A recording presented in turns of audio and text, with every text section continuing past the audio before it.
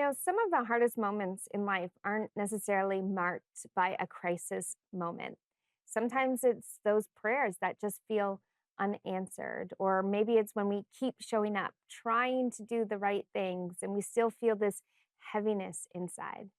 It's in those spaces that often wear us down the most in life.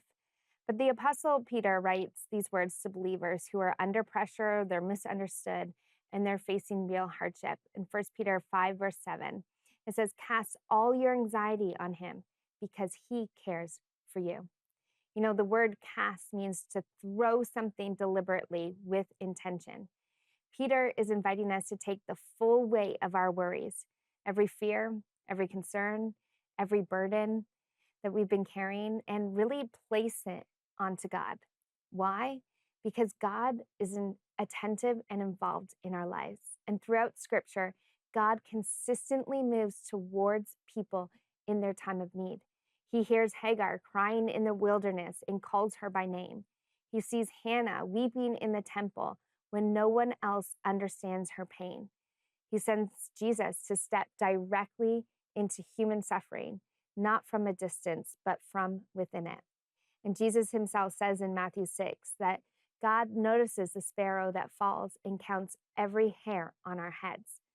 So if God is attentive to creation in that level of detail, then our lives, our worries, our questions, our exhaustion are never beneath his notice. God's care doesn't always come in the form of immediate answers or changed circumstance.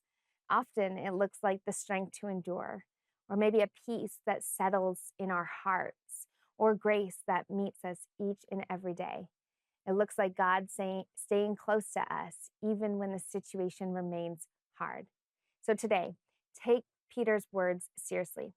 Whatever anxiety you've learned to live with, whatever you've been carrying quietly, release it to God in this moment. He tells us to cast it upon him. God is not overwhelmed by your concerns.